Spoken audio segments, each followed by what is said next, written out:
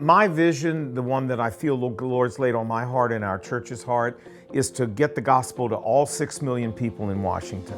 The Bible clearly instructs us to start new churches. The Great Commission itself is a call to start new churches. Jesus tells us to go and baptize and teach and make disciples, and that's what churches do. This is the New Testament model. Paul and the other apostles could have set up any model that they wanted, but this is the model they use, and this is the model that changed the world.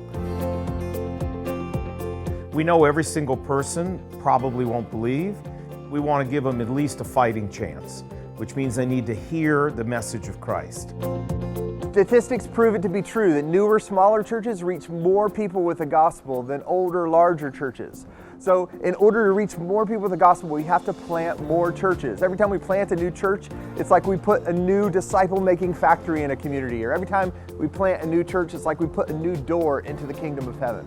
Washington, D.C. is an incredibly diverse city. People come from all over the place here to study and work, and with the influx of people from all over the world means a need for new churches.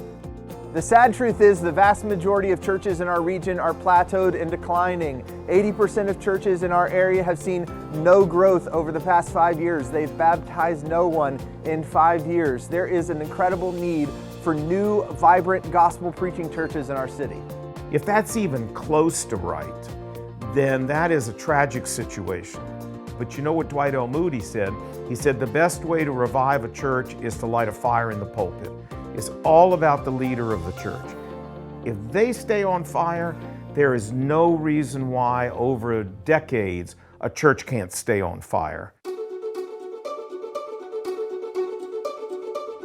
Well, how people can pray, number one, that the Lord help us find the right kind of people to plant churches. Not everybody can plant a church. It takes a special skill set and a special calling to plant a church. Then people can really pray that God would just give us the ability to resource these people that we can turn around and then use to help plant churches and resource churches all around Washington. We can't do this work alone. It's going to take the dedicated effort and commitment of many gospel-loving Christians to push back the darkness in our city. I feel that God has just said to me, clear as a bell, Lon, this is why I've given you all these resources, not to use on yourself, son, but to use them to help across Washington